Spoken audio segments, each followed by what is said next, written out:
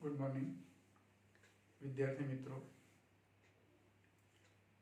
છેલ્લા લેક્ચરમાં આપણે કાર્યની ગણતરી કરવાના દાખલા કરેલા કે કાર્યની ગણતરી કેવી રીતે થાય, એટલે કાર્યનો ટોપિક આપણો પૂરો થયો. હવે આ ચેપ્ટરનો બીજો ટોપિક છે ઉર્જા, અને એ ઉર્જાની અંદર ગતિ ઉર્જા, સ્થિતિ ઉર્જા અને બે ઉર્જાઓનો સરવાળો એટલે કુલ ઉર્જા અથવા યાંત્રિક ઉર્જા, એની ચર્ચા આપણે કરવાની છે. પણ પહેલા આપણે લઈશું ગતિ ઉર્જા. હવે ઉર્જા વિશે આપણને ખબર છે કે ઉર્જા એટલે કાર્ય કરવાની ક્ષમતા. ઉર્જા એટલે શું? પદાર્થની કાર્ય કરવાની ક્ષમતા, એને ઉર્જા કહેવાય. પણ અહીંયા ઘણી જુદા જુદા પ્રકારની જે ઉર્જાઓ હોય એમાંથી એક અગત્યની એવી ગતિ ઉર્જાની આપણે વાત કરવી છે કે ગતિ ઉર્જા એટલે શું? તો પદાર્થની ગતિને કારણે, પદાર્થ જે વખતે ગતિ કરતો હોય તે દરમિયાન, એટલે કે ગતિને કારણે તેમાં રહેલી કાર્ય કરવાની ક્ષમતા, એને પદાર્થની ગતિ ઉર્જા કહેવાય. પદાર્થ સ્થિર હોય એ વખતે એની ક્ષમતાની વાત નથી. પદાર્થ શું કરતો હોય? ગતિ કરતો હોય. કોઈ પદાર્થ ગતિમાન અવસ્થામાં હોય અને ગતિમાન અવસ્થાને કારણે, એટલે કે ગતિને કારણે એની કાર્ય કરવાની જે ક્ષમતા હોય તેને પદાર્થની શું કહેવાય? ગતિ ઉર્જા કહેવાય. એટલે એ વ્યાખ્યા આપણે લખી લઈશું.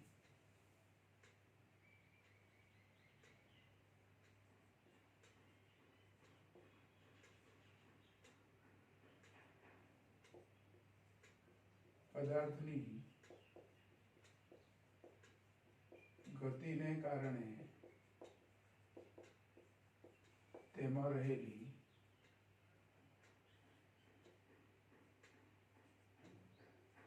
કાર્ય કરવાની ક્ષમતાને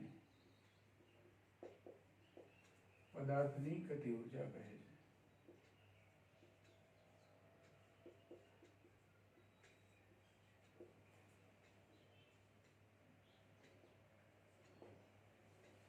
અને ગતિ ઉર્જાને આપણે કે વડે દર્શાવીએ છીએ? કાઇનેટિક એનર્જી એવું કહેવાય એને. શું કહેવાય? Kinetic energy. એટલે એને ગતિ ઉર્જા. તો એના માટે સંજ્ઞા છે કે. હવે જો પદાર્થનું દળ m હોય અને એ પદાર્થ જો v વેગથી ગતિ કરતો હોય તો એ પદાર્થની ગતિ ઉર્જા, એનું સૂત્ર શું થાય? તો 1/2 mv². એટલે કે પદાર્થના દળ અને વેગના વર્ગના ગુણાકારના અડધા મૂલ્યને, પદાર્થનું દળ લેવાનું, એનો વેગ લેવાનો, એનો વર્ગ કરવાનો, દળ અને વેગના વર્ગનો ગુણાકાર કરીને અડધું મૂલ્ય લેવાનું, એને પદાર્થની ગતિ ઉર્જા કહેવાય. બીજી રીતે વ્યાખ્યા આપી હોય તો પદાર્થના દળ અને વેગના વર્ગના ગુણાકારના અડધા મૂલ્યને તે પદાર્થની ગતિ ઉર્જા કહે છે. આ પણ એક વ્યાખ્યા એની આપી શકાય. એટલે બીજી વ્યાખ્યા આપણે આપીએ.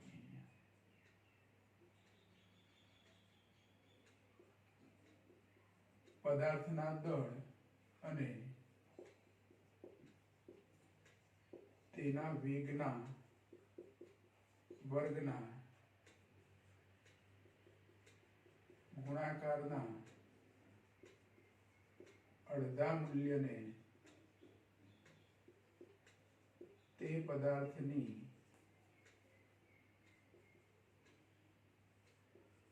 ગતિ ઉર્જા કહે છે.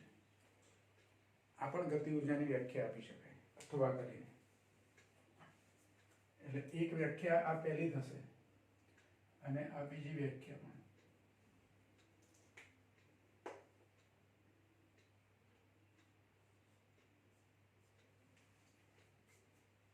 એટલે બેમાંથી જે વ્યાખ્યા લખીએ તે સાચી. બરાબર. ગતિ ઉર્જા માટે સંજ્ઞા આપણે કે વાપરીએ છીએ, કેપિટલ કે. તો એનું સૂત્ર શું થાય? તો ગતિ ઉર્જા કે બરાબર 1/2 mv². આ વ્યાખ્યા પ્રમાણે આ સૂત્ર લખ્યું. પદાર્થનું દળ, વેગનો વર્ગ, એ બેનો ગુણાકાર, એનું અડધું મૂલ્ય, એટલે આ ગતિ ઉર્જા થઈ. ગતિ ઉર્જાનું આ સૂત્ર આપણે યાદ રાખવાનું, બહુ જ અગત્યનું સૂત્ર.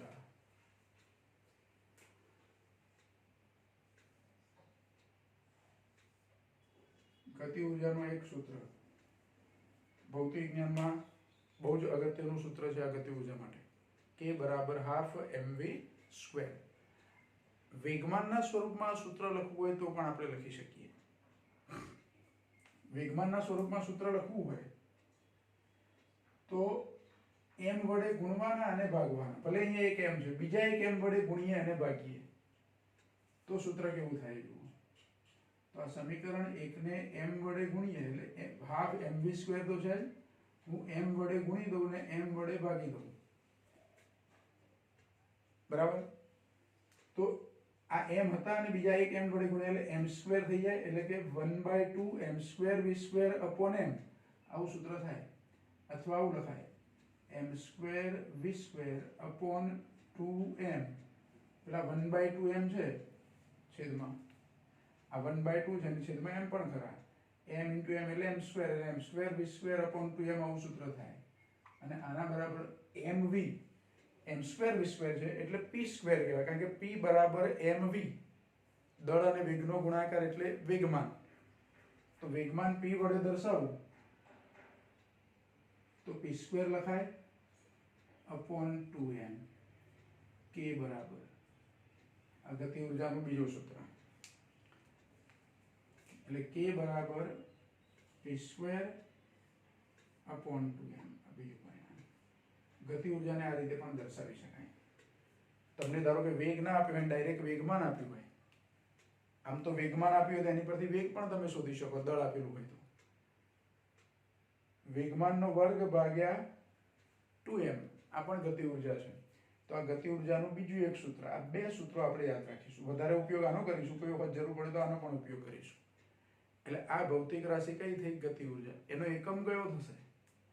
તો કોઈ પણ પ્રકારની ઉર્જા હોય, એ ગતિ ઉર્જા હોય, સ્થિતિ ઉર્જા હોય, રાસાયણિક ઉર્જા હોય, ન્યુક્લિયર ઉર્જા, ગમે તે પ્રકારની ઉર્જા હોય, બધી ઉર્જાના એકમો તો સરખા જ. અને ઉર્જાનો એકમ આપણે લઈએ છીએ જૂલ, એટલે ગતિ ઉર્જાનો એકમ પણ શું થાય? જૂલ થાય.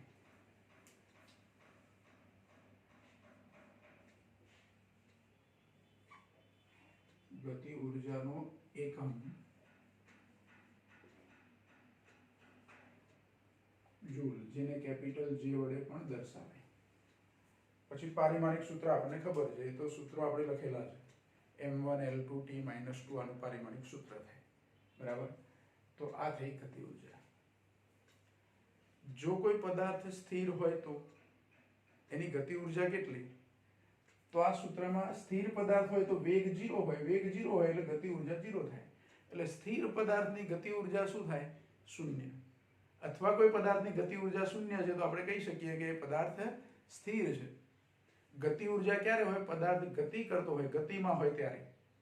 જો એનો વેગ અચળ હોય, અચળ વેગથી ગતિ કરતો હોય, અથવા એની ઝડપ અચળ હોય, પદાર્થની ઝડપ અચળ હોય તો ગતિ ઉર્જા પણ અચળ હોય. પણ એક શરત, ગતિ દરમિયાન દળ ના બદલાતું હોવું જોઈએ, બરાબર. મોટે ભાગે વ્યવહારમાં આપણે દળ ના બદલાતું હોય એવી પરિસ્થિતિ લઈએ છીએ. એટલે પદાર્થ ગતિ m દળનો પદાર્થ અચળ ઝડપથી ગતિ કરતો હોય અથવા અચળ વેગથી ગતિ કરતો હોય તો એની ગતિ ઉર્જા અચળ. જો હું વેગ શબ્દ વાપરું ને ત્યારે વેગ એ સદિશ છે, પણ અહીંયા આપણે વેગનું મૂલ્ય લઈએ છીએ. વેગનું શું લઈએ છીએ? મૂલ્ય. કારણ કે ગતિ ઉર્જા અદિશ રાશિ છે. ગતિ ઉર્જા કેવી રાશિ? અદિશ રાશિ. એટલે હાફ mv સ્ક્વેર, એમાં v એ શું છે? તો વેગનું મૂલ્ય છે અથવા ઝડપ છે. આવું આપણે લખવું પડે. હવે આને આધારે કોઈ પદાર્થ ધારો કે ગતિ કરતો હોય અને ગતિ દરમિયાન એની ઝડપમાં ફેરફાર થાય છે અથવા એના વેગમાં ફેરફાર થાય છે તો ગતિ ઉર્જામાં ફેરફાર થયો કહેવાય. વેગના મૂલ્યમાં ફેરફાર થાય એટલે ગતિ ઉર્જામાં ફેરફાર થાય. અને એ ગતિ ઉર્જામાં થયેલો ફેરફાર કેટલો હોય? તો એ ગતિ ઉર્જાનો ફેરફાર કેટલો હોય એનો કાર્ય સાથે શું સંબંધ છે એને સાંકળતું, ગતિ ઉર્જા અને કાર્યને સાંકળતું એક બહુ જ અગત્યનું પરિણામ આપણે શીખવાનું છે, જેને આપણે કાર્ય ઉર્જા પ્રમેય કહીએ છીએ. શું કહીએ છીએ? કાર્ય ઉર્જા પ્રમેય, વર્ક એનર્જી થિયરમ. કાર્ય ઉર્જા પ્રમેય. તો આપણે કાર્ય ઉર્જા પ્રમેયની ચર્ચા કરવી છે અહીંયા.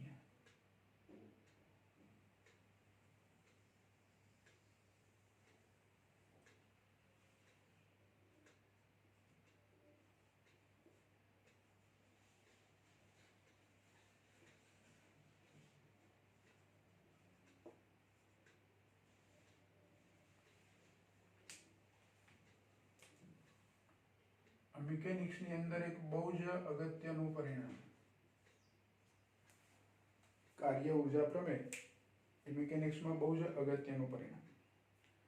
હવે જો અચળ પ્રવેગી ગતિ હોય, પ્રવેગ અચળ હોય એટલે વેગમાં ફેરફાર થાય, અને અહીંયા આપણે વેગમાં ફેરફારની જ વાત કરવાની છે. દાખલા તરીકે કોઈ પદાર્થ, એનો પ્રારંભિક વેગ v0 છે અને અંતિમ વેગ v છે. ગતિ કરે છે અને એ વખતે એની પર બાહ્ય બળ લાગે છે. બાહ્ય બળ લાગવાને કારણે એની ગતિ પ્રવેગી છે, પણ આપણે અચળ પ્રવેગી લઈએ તો પ્રારંભિક વેગ v0 હોય અને અંતિમ વેગ v હોય તો એવા પદાર્થની ગતિ ઉર્જામાં શું ફેરફાર થાય, આને આધારે આપણે ગણતરી કરવી છે. તો અચળ પ્રવેગી ગતિ માટે આપણી જોડે એક સૂત્ર છે.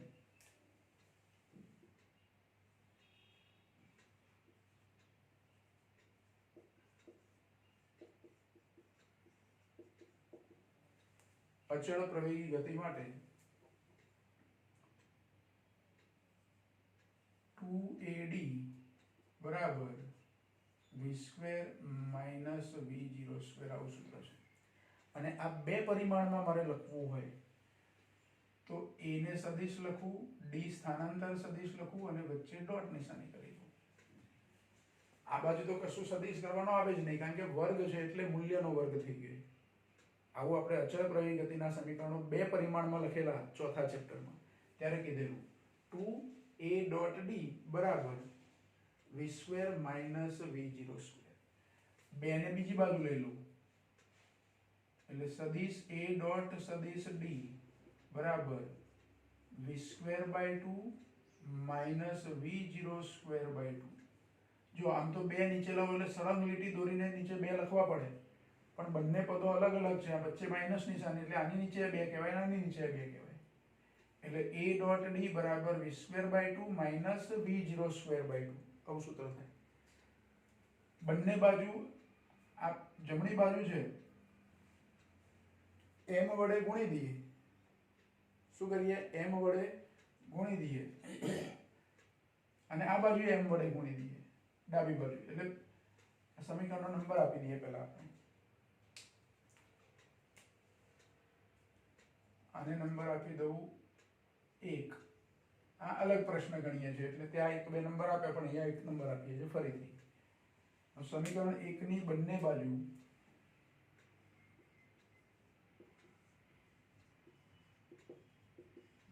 બાજુ m વડે ગુણતા તો m a ડોટ d બરાબર m v²/2 minus m v02/2. પણ ma એટલે શું? તો ન્યૂટનના ગતિના બીજા નિયમ પ્રમાણે F બરાબર ma, એટલે ma ની જગ્યાએ F લખી દો એટલે સૂત્ર આવું થાય F ડોટ d બરાબર, જો 1/2 mv² આવું લખી શકું, માઇનસ 1/2 mv02 લખી શકું. પણ F ડોટ d એટલે જો આપણે પ્રવેગ અચળ લીધો છે, અચળ પ્રવેગી ગતિ એટલે બળ પણ અચળ હોય અને ડોટ ગુણાકાર છે F અને d ની વચ્ચે, એટલે બે પરિમાણમાં અચળ બળ વડે થતું કાર્ય, એવી પરિસ્થિતિ થઈ.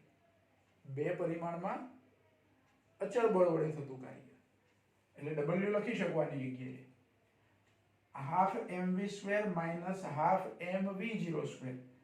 આ હાફ mv² એટલે એમાં v એ અંતિમ વેગ લીધો છે આપણે, તો આ ગતિ ઉર્જા એ અંતિમ ગતિ ઉર્જા કહેવાય. આ v0 એ પ્રારંભિક વેગ લીધેલો છે એટલે આ પ્રારંભિક ગતિ ઉર્જા કહેવાય. બરાબર? તો અહીંયા સૂત્ર આવું લખી શકું w બરાબર k માઇનસ k0, જ્યાં હાફ mv² બરાબર k લીધા છે આપણે, જે અંતિમ ગતિ ઉર્જા છે, અને k0 એટલે હાફ mv02 લીધા છે, જે પ્રારંભિક ગતિ ઉર્જા છે. બરાબર? આ બે ગતિ ઉર્જાઓનો તફાવત છે એટલે એને ડેલ્ટા k લખી શકું. એટલે સૂત્ર હવે આવું લખાય કે W બરાબર કાર્ય માટે W બરાબર ડેલ્ટા K, એટલે ગતિ ઉર્જાના ફેરફાર જેટલું કાર્ય થયું, W બરાબર ડેલ્ટા K, આવું સૂત્ર આપણને મળે. અને આ સૂત્ર એટલે આપણું કાર્ય ઉર્જા પ્રમેય. સમીકરણ 2 W બરાબર ડેલ્ટા K જે મળ્યું એને શું કહેવાય છે? કાર્ય ઉર્જા પ્રમેય કહેવાય છે. એટલે સમીકરણ 2 ને કાર્ય ઉર્જા પ્રમેય કહે છે. જો બે પરિમાણ અને અચળ બળ લીધું આપણે.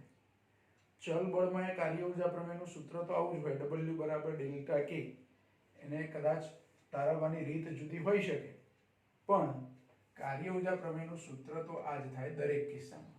ચલ બળ હોય, અચળ બળ હોય, એક પરિમાણ હોય, બે પરિમાણ હોય, ગમે તે હોય. બરાબર?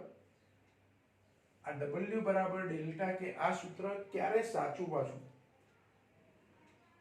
તો ઉર્જાનો વ્યય કરતા બળો ગેરહાજર હોય ત્યારે.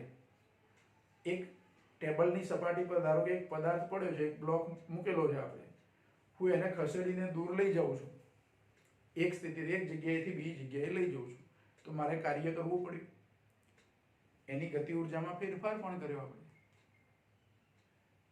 તો ગતિ ઉર્જામાં થયેલો ફેરફાર એ કરેલા કાર્ય જેટલો હોય, બાહ્ય બળ વડે જે કાર્ય કર્યું હોય એના જેટલો હોય, પણ શરત ઉર્જાનો વ્યય કરતા બળો ગેરહાજર હોવા જોઈએ. ઉર્જાનો વ્યય કરતા બળો એટલે હવાનું અવરોધક બળ છે, ઘર્ષણ બળ છે, આવા બળો ગેરહાજર હોય ત્યારે આ સૂત્ર સાચું છે. બરાબર? એટલે આપણે આનું વિધાન લખીએ શરત સાથે કે કાર્ય ઉર્જા પ્રમેયનું વિધાન શું છે.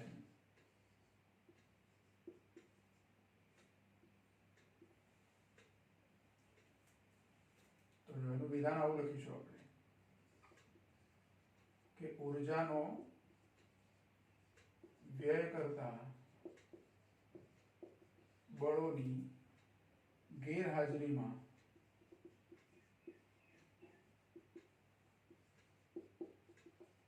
બાહ્ય બળ વડે થયેલું કાર્ય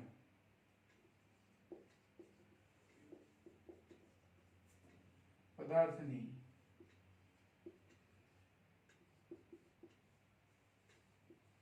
ગતિ ઉર્જાના ફેરફાર જેટલું હોય છે. આ જે વિધાન થયું એને આપણે કાર્ય ઉર્જા પ્રમેય કહીશું. ફરી ધ્યાન રાખો, ઉર્જાનો વ્યય કરતા બળોની ગેરહાજરીમાં બાહ્ય બળ વડે અથવા પરિણામી બાહ્ય બળ વડે થયેલું કાર્ય એ પદાર્થની ગતિ ઉર્જાના ફેરફાર જેટલું હોય છે.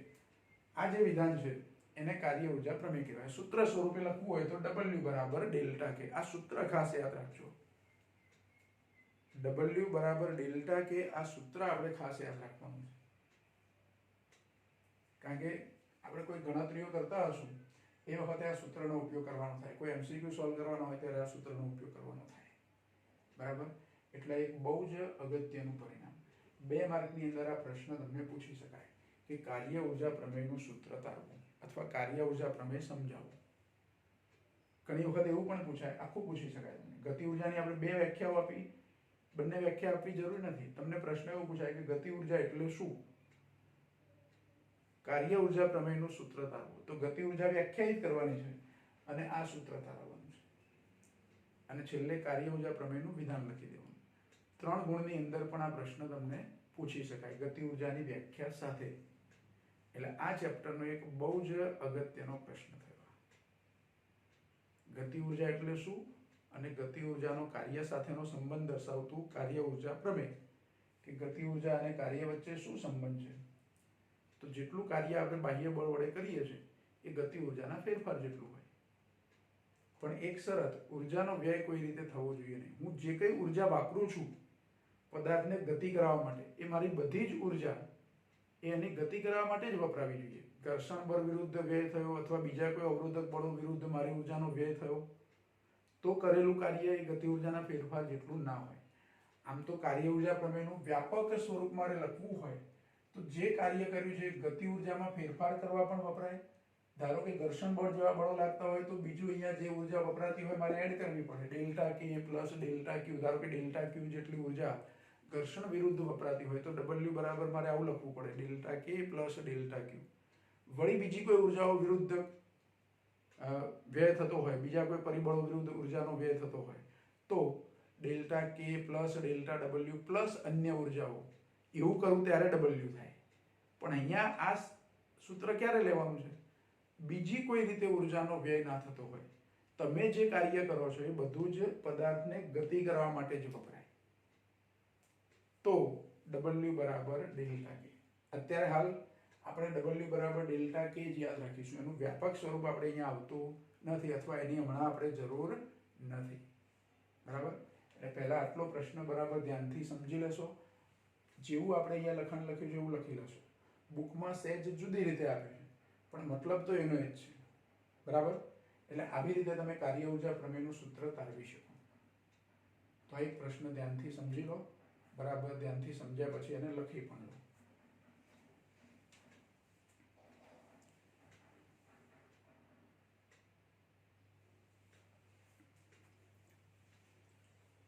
જો કાર્ય ઉર્જા પ્રમેયની આપણે જે ચર્ચા કરી એમાં બે પરિમાણમાં લીધું, અચળ બળ લીધું.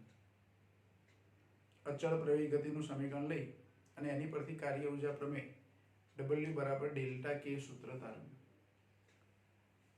હવે ગતિ ઉર્જાનું સૂત્ર આપણે લઈશું પણ એની પરથી કાર્ય ઉર્જા પ્રમેય તારવીએ. એક પરિમાણ લઈશું. બે પરિમાણને બદલે કેટલા પરિમાણ લઈશું? એક પરિમાણ. અને બળ કેવું લઈશું? ચલ બળ માટે કાર્ય ઉર્જા પ્રમેય. એટલે બળ સમય સાથે અથવા સ્થાન સાથે બદલાય છે એવા બળ માટે તો એના માટે કાર્ય ઉર્જા પ્રમેયનું સૂત્ર તારવવું છે. આ પણ એક અગત્યનો પ્રશ્ન. તો જો ગતિ ઉર્જાનું સૂત્ર છે આપણી જોડે, ગતિ ઉર્જા કે બરાબર હાફ mv સ્ક્વેર. આને આપણે નંબર 1 આપી દઈએ, પરિણામ નંબર 1.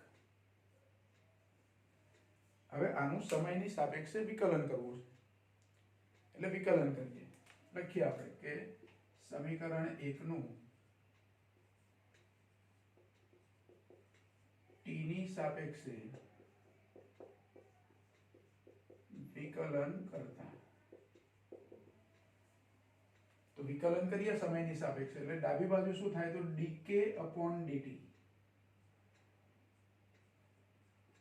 બરાબર 1/2m અચળ.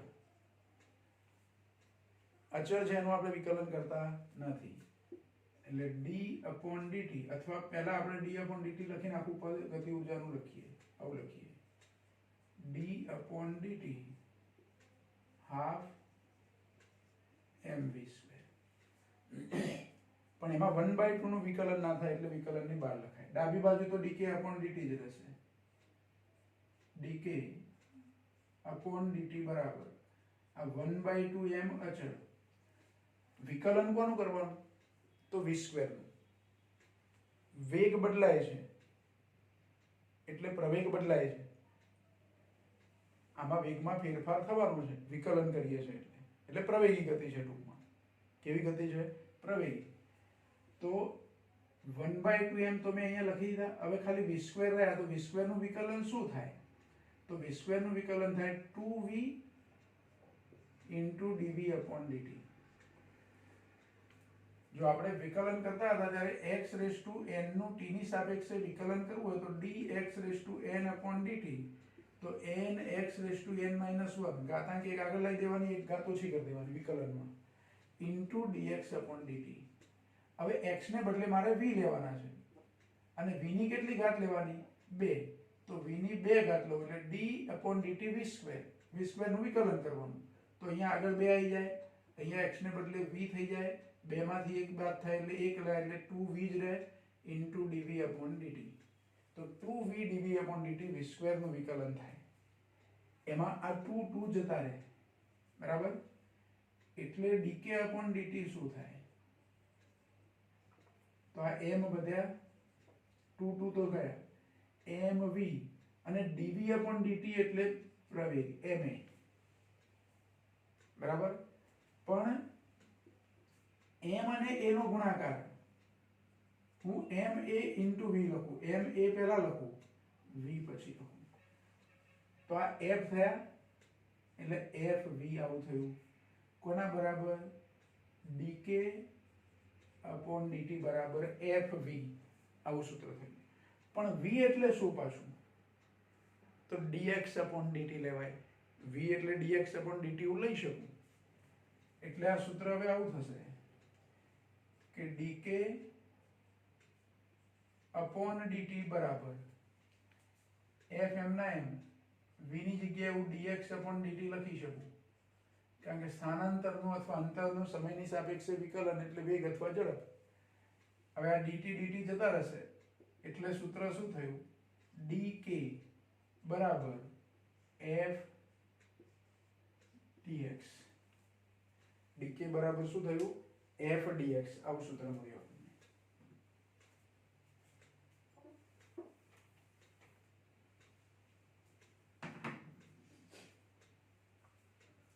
હવે જુઓ, આનું સંકલન કરો. સંકલનમાં ડાબી બાજુ ગતિ ઊર્જા છે જે બદલાય છે, આ બાજુ dx છે, બળ પણ બદલાય છે, dx પણ એટલે કે અંતર પણ બદલાય છે. તો આ સમીકરણનો નંબર આપીને પછી આપણે લખીએ, આનો નંબર આપી દઈએ 2.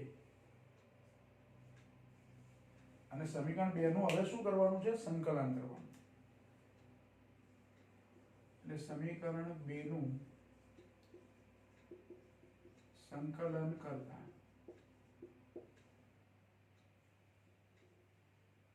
તો સંકલન dk બરાબર સંકલન f dx આવું થયું. પણ આની લિમિટ મારે નક્કી કરવી છે કે પ્રારંભિક ગતિ ઊર્જા ધારો કે ki ઇનિશિયલ એટલે પ્રારંભિક ગતિ ઊર્જાને હું ki વડે દર્શાવું અને અંતિમ ગતિ ઊર્જા ફાઇનલ કાઇનેટિક એનર્જી એટલે kf વડે દર્શાવું. તો પ્રારંભિક ગતિ ઊર્જા ki હોય અને અંતિમ ગતિ ઊર્જા kf હોય. આ બાજુ f dx એટલે એક્ચ્યુઅલી બળનું વિકલન છે, પણ કયા સ્થાને? તો xi અને xf. આપણે x1 થી x2 f dx આવું લખતા હતા, ખબર હોય તો. કાર્યની સમજૂતી મેળવી ત્યારે એક પરિમાણમાં ચલ બળ વડે થતું કાર્ય, એનું સૂત્ર આવું હતું. જો આ એક સૂત્ર તમે ફરી યાદ કરો, ના હોય તો જોઈ લેવાનું, આગળ તમે લખેલું હોય એમાં કે w બરાબર સંકલન f dx x1 થી x2. અહીંયા x1 થી x2 ને બદલે xi થી xf એટલે કે પ્રારંભિક અને અંતિમ સ્થાન લખ્યા છે. તો એક્ચ્યુઅલી સંકલન f dx બરાબર હું શું લખી શકું? w. એટલે અહીંયા આનો જવાબ w થાય, જે સૂત્ર અગાઉ આપણે શીખેલા છે.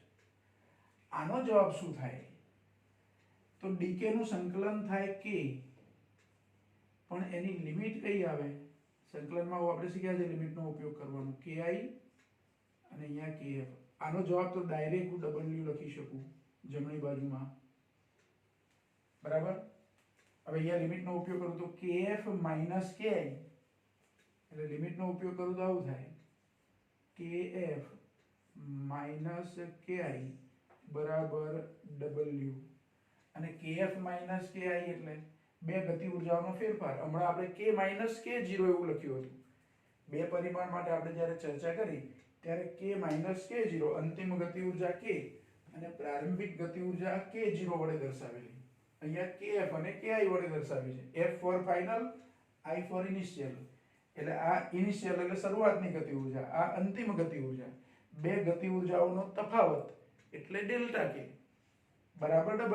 એટલે સૂત્ર થઈ ગયું ડેલ્ટા k બરાબર w અથવા w બરાબર ડેલ્ટા k. તો એક પરિમાણમાં ચલ બળ માટે આ સૂત્ર મળ્યું, ડેલ્ટા k બરાબર w અથવા w બરાબર ડેલ્ટા k. અહીં પણ કાર્ય ઊર્જા પ્રમેયનું સૂત્ર મળી ગયું આપણને.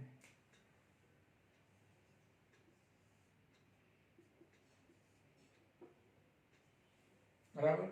એટલે અગાઉ જેવું સૂત્ર મેળવ્યું હતું, જો મેળવવાની રીત ભલે જુદી રહી. હમણાં આની પહેલાનો પ્રશ્ન જે શીખ્યા એમાં આપણે 2AD 2A.D બરાબર v² - v0² થી શરૂ કરેલું, એટલે કે અચળ પ્રવેગી ગતિનું એક સમીકરણ વાપરેલું. ત્યાંથી આપણે શરૂઆત કરેલી અને આવું સૂત્ર લઈ આવેલા.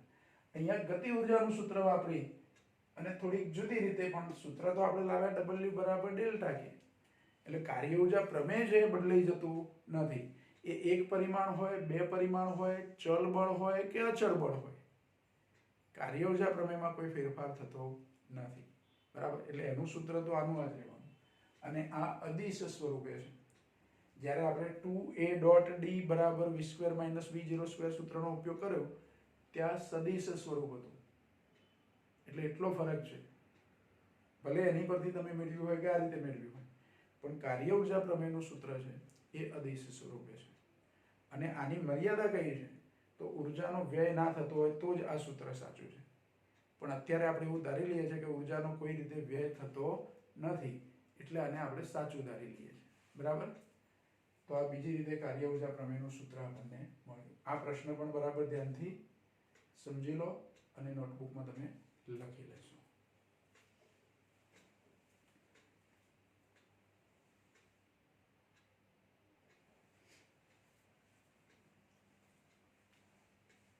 જો આપણે કાર્ય ઉર્જા પ્રમેય જે શીખ્યા એને આધારે એક દાખલો છે, ઉદાહરણ નંબર 6.2. બરાબર. ડેટા લખ્યો છે આપણે, પણ એ પ્રશ્ન બરાબર જોઈ લઈએ. તમારી જો બુક હોય તો બુકની અંદર જુઓ, પેજ નંબર 116 પર ઉદાહરણ નંબર 6.2, પેજ નંબર 116. તો જો પ્રશ્ન શું આપ્યો છે? આપણે જાણીએ છીએ કે વરસાદનું ટીપું નીચે તરફ લાગતા ગુરુત્વાકર્ષણ બળ અને વિરુદ્ધ દિશામાં લાગતા અવરોધક બળની અસર હેઠળ પડે છે.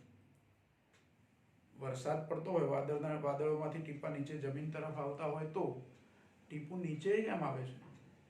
તો નીચે આવવાનું કારણ ગુરુત્વાકર્ષણ બળ. પણ એ વરસાદનું ટીપું નીચે પડતું હોય દરમિયાન વાતાવરણ એટલે કે હવા, એનું અવરોધક બળ પણ નડતું હોય. એટલે જેટલી સ્પીડમાં નીચે પડવું જોઈએ એટલી સ્પીડમાં પડતું નથી, થોડીક સ્પીડ એની ઘટી જાય. કેમ કે એની પર હવાનું અવરોધક બળ પણ એની ગતિની વિરુદ્ધ દિશામાં લાગતું હોય. એટલે બે બળોની અસર હેઠળ પડે છે. એક અધો દિશામાં ગુરુત્વાકર્ષણ બળ અને બીજું એનાથી વિરુદ્ધ અવરોધક બળ. પણ ગુરુત્વાકર્ષણ બળ વધારે હોય અને અવરોધક બળ ઓછું હોય એટલે પરિણામી બળ નીચે તરફ લાગે, એટલે એ વરસાદનું ટીપું નીચે આવે છે. અવરોધક બળ ટીપાની ઝડપના સમપ્રમાણમાં હોય છે. ટીપાની જે ઝડપ હોય એના સમપ્રમાણમાં અવરોધક બળ હોય, જે સામાન્ય રીતે આપણે જાણી શકતા નથી કે વેગના સમપ્રમાણમાં છે, એની ઝડપના સમપ્રમાણમાં છે. તમે ઘણી વખત જોજો, વરસાદના મોટા ટીપા હોય તો તમને સ્પીડમાં પડતા દેખાશે, પણ બહુ જ નાની, એકદમ નાની છાંટ પડતી હોય તો ઘણી વખત આપણે પેલા કોઈ સ્પ્રે હોય ને, સ્પ્રેથી કોઈ પ્રવાહીનો છંટકાવ કરીએ તો એના જે બહુ નાના બૂંદ હોય તમે જોજો નીચે આવવાને બદલે ઘણી વખત ઉપર પણ જતા હશે. નાના નાના એકદમ બૂંદ જે જલ્દી આપણે જોઈ પણ ના શકીએ એવા, ધ્યાનથી જોવા પડે. તો એવા બુંદ ઘણી વખત ઉપર કેમ જતા હશે? ગુરુત્વાકર્ષણને કારણે નીચે કેમ નથી આવતું? તો એ જે નાનું, બહુ જ નાનું બુંદ છે, એ બુંદ પર જે ગુરુત્વાકર્ષણ બળ લાગે એના કરતાં અવરોધક બળ ઉપર તરફ વધારે લાગતું હોય. હવાના કણો એને ઉપર ધકેલી દેતા હોય એટલે એ ઉપર જતું હોય. એટલે બે પ્રકારના અવરોધક બળો તો હોય જ, પણ વરસાદના ટીપા મોટે ભાગે નીચે આવે. બરાબર. તો કેવી રીતે સમપ્રમાણમાં છે એ સહેલાઈથી આપણે જાણી શકતા નથી. જો આટલે સુધીની આપણે જે રકમ બોલ્યા એમાં કોઈ માહિતી આપી નથી, મતલબ કે ગણતરી કરવા માટેની જરૂરી માહિતી. હવે આપણને પ્રશ્ન છે, ધારો કે 1 ગ્રામ દળનું એક ટીપું, આમ તો 1 ગ્રામ એટલે વધારે કહેવાય, એટલે મોટું વરસાદનું ટીપું છે. 1 ગ્રામ દળનું એક ટીપું 1 કિલોમીટર ઊંચાઈએથી, 1 કિલોમીટર ઊંચાઈ પર વાદળ છે ત્યાંથી આવે છે, 1 કિલોમીટર ઊંચાઈએથી પડે છે. એટલે જો વરસાદનું ટીપું છે એનું દળ 1 ગ્રામ આપ્યું છે, એને આપણે કિલોગ્રામમાં લખી દીધા. ગ્રામના કિલોગ્રામ બનાવવા હોય તો 10⁻³ વડે ગુણવાના. 1 કિલોમીટર ઊંચાઈએથી પડે છે, કિલોમીટરના મીટર બનાવ્યા એટલે 10⁻³ વડે ગુણવાના. અહીંયા 10⁻³ ગુણવાના, કારણ કે ગ્રામના કિલોગ્રામ છે. અહીંયા કિલોમીટરના મીટર છે એટલે 10⁻³ વડે ગુણવાના. એટલે 1 કિલોમીટર ઊંચાઈએથી પડે છે. તે જમીન પર 50 મીટર પર સેકન્ડની ઝડપથી સ્પર્શે છે. વાદળમાંથી જ્યારે એ ટીપું નીકળે, વાદળ તો એ પોતાની જગ્યાએ ટીપું સ્થિર છે એવું ધારો પ્રારંભમાં, અને એ વાદળમાંથી એ ટીપું નીચે આવે છે, જમીન પર જ્યારે અથડાય છે, જમીનને ટચ થાય છે, એ વખતે એની અંતિમ ઝડપ 50 મીટર પર સેકન્ડ છે.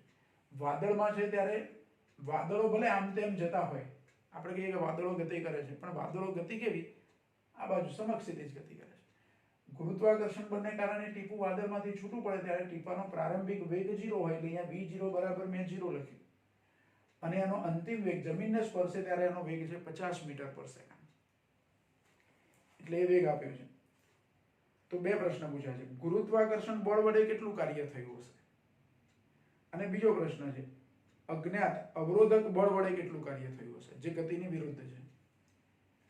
તો આ બે કાર્યની ગણતરી આપણે કરવાની છે. તો પહેલા તો આપણે કાર્ય ઊર્જા પ્રમેયનો ઉપયોગ કરી અને ડેલ્ટા કે શોધી કાઢવા પડે. શું શોધી કાઢવું પડે? ડેલ્ટા કે. W બરાબર ડેલ્ટા કે આ સૂત્ર છે, પણ પહેલા મારે ડેલ્ટા કે શોધી કાઢવા છે, અને પછી કાર્ય ઊર્જા પ્રમેય વાપરીએ. તો જો ગણતરીમાં શું આવશે, તો ટીપાની ગતિ ઊર્જામાં થતો ફેરફાર, ગતિ ઊર્જાનો ફેરફાર એટલે ડેલ્ટા કે વડે દર્શાવીએ તો ડેલ્ટા કે એટલે કે માઇનસ k0. હમણાં કાર્ય ઊર્જા પ્રમેય નહીં લખા, ખાલી ડેલ્ટા કે શોધી કાઢી. કાર્ય ઊર્જા પ્રમેયની એક સાઈડ k માઇનસ k0 માં k એટલે અંતિમ ગતિ ઊર્જા, k0 એટલે પ્રારંભિક ગતિ ઊર્જા. અંતિમ ગતિ ઊર્જાનું સૂત્ર કયું, તો half mv² minus half mv0². પણ v0 તો 0 છે, અહીં v0 0 લખો એટલે બીજું આખું પદ અંતિમ ગતિ ઊર્જા 0 થઈ જાય. અહીંયા v ની કિંમત 50 અને m ની કિંમત જે આપી છે તે મૂકવાની, એટલે ડેલ્ટા કે આપણને મળી જાય. એટલે ડેલ્ટા કે બરાબર 1/2 m ની કિંમત 1 ગુણ્યા 10 ની -3 ઘાત ગુણ્યા v². v 50 છે, એનો વર્ગ, 50 નો વર્ગ કરીએ તો કેટલો થાય, તો 2500. એટલે અહીંયા 2500. હવે જુઓ, આ 2500 છે, એના અડધા કરીએ, 2500 ને 2 વડે ભાગી દઈએ, 2500 ના અડધા કરીએ એટલે 1250, અને ગુણ્યા 10 ની -3 ઘાત. 1250 ગુણ્યા 10 ની -3 ઘાત એટલે 1.25 થાય. કારણ કે -3 ઘાત છે એટલે 1250 ને મારે 1000 ભાગવાના. કેટલાય ભાગવાના? 1000, એટલે 1.25. ગતિ ઊર્જાનો ફેરફાર આટલો થયો. ડેલ્ટા કે બરાબર 1.25 જૂલ. ગતિ ઊર્જાનો એકમ જૂલ, એટલે ગતિ ઊર્જાના ફેરફારનો એકમ પણ જૂલ જ થાય. બરાબર? આ એક પરિણામ મળ્યું. જો આ તો પૂછ્યું જ નથી આપણને, તો ગુરુત્વાકર્ષણ બળ વડે થતું કાર્ય અને અવરોધક બળ વડે થતું કાર્ય. મેં અહીંયા WG અને WR લખ્યા. WG, G for gravitational force, ગુરુત્વાકર્ષણ બળ વડે થતું કાર્ય, અને R ફોર રેઝિસ્ટન્સ ફોર્સ, એટલે અવરોધક બળ વડે થતું કાર્ય. એટલે અવરોધક બળ વડે થતા કાર્યને હું WR કહું છું, અને ગુરુત્વાકર્ષણ બળ વડે થતા કાર્યને WG કહું છું. તો મારે WG પણ શોધવાના, WR પણ શોધવાના. પણ આપણે તો અહીંયા શોધ્યા ડેલ્ટા કે, કારણ કે આગળની ગણતરીમાં એની જરૂર પડશે. હવે પહેલા આપણે ગુરુત્વાકર્ષણ બળ વડે થતું કાર્ય શોધીએ. વરસાદના ટીપા પર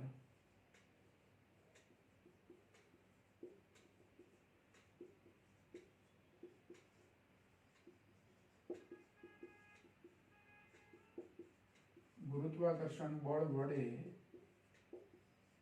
થતું કાર્ય, તો એ WG, કાર્યનું સૂત્ર કયું, તો બળ ગુણ્યા સ્થાનાંતર. પણ કયું બળ લેવાનું? ગુરુત્વાકર્ષણ બળ ગુણ્યા એનું સ્થાનાંતર. એટલે અહીંયા પહેલા સાદું સૂત્ર લખીએ કે ગુરુત્વાકર્ષણ બળ ગુણ્યા સ્થાનાંતર, સાદો ગુણાકાર. ગુરુત્વાકર્ષણ બળ એટલે mg, અને સ્થાનાંતર એટલે ટીપાનું સ્થાનાંતર કેટલું થયું, તો 1 કિલોમીટર ઊંચાઈથી જમીન પર પડ્યું, એટલે h જેટલું સ્થાનાંતર થયું, જેને આપણે h વડે દર્શાવ્યા છે 1 કિલોમીટર. એટલે mgh આ ગુરુત્વાકર્ષણ બળ વડે થતું કાર્ય. એમ કેટલા? તો 1 × 10⁻³ g નું મૂલ્ય લઈએ 10 અને h નું મૂલ્ય 1 × 10⁻³ કિલોમીટરના મીટર કરે છે. તો આ -3 ઘાત આ 10⁻³ એ ઉડી જશે, વધ્યા 10. એટલે 10 જૂલ જેટલું કાર્ય ગુરુત્વાકર્ષણ બળ વડે થયું. Wg ગુરુત્વાકર્ષણ બળ વડે આટલું કાર્ય મળ્યું આપણને.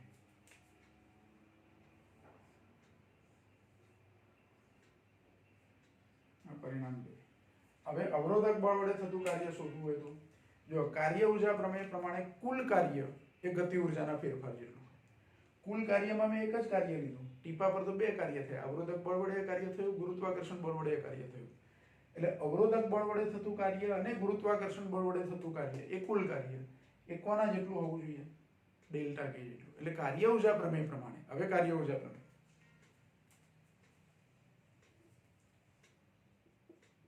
કાર્ય ઊર્જા પ્રમેય મુજબ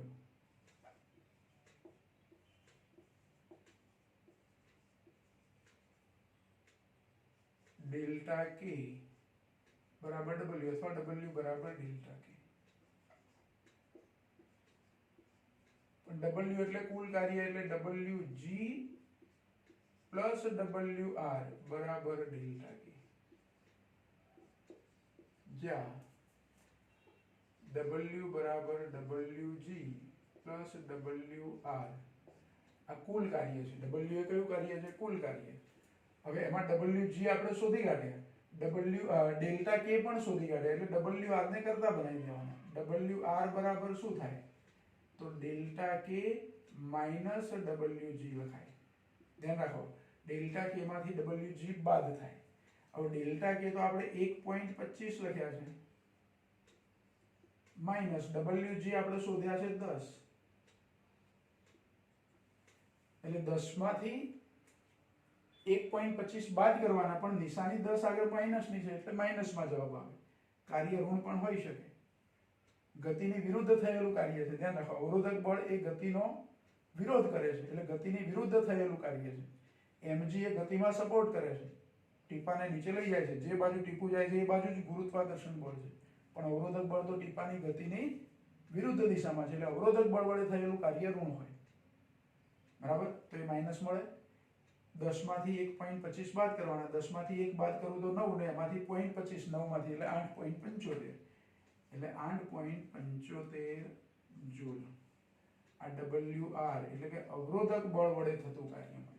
કયું કાર્ય મળ્યું? અવરોધક બળ વડે થતું કાર્ય.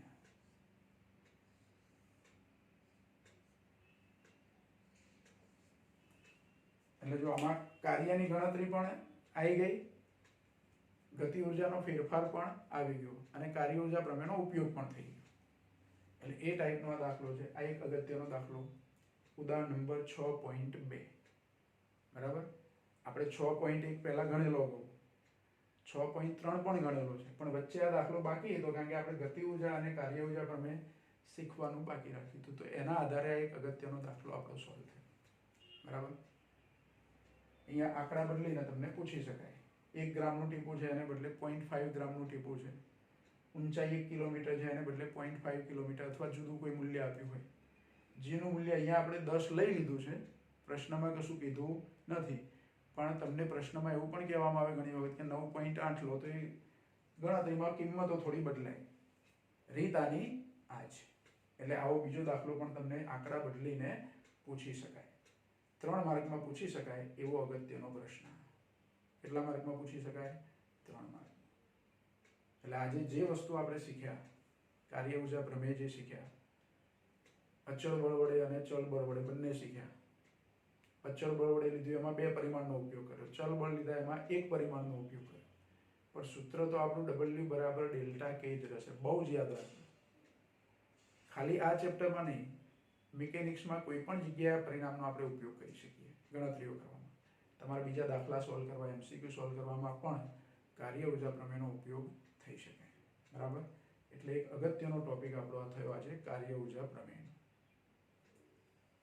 તો આટલો દાખલો ધ્યાનથી જોઈ લેશો અને નોટબુકમાં તમે લખી લેશો. અને આજનું કામ અહીંયા આપણે પૂરું કરીએ છીએ. બાકીના ટોપિક હવે નેક્સ્ટ લેક્ચરમાં.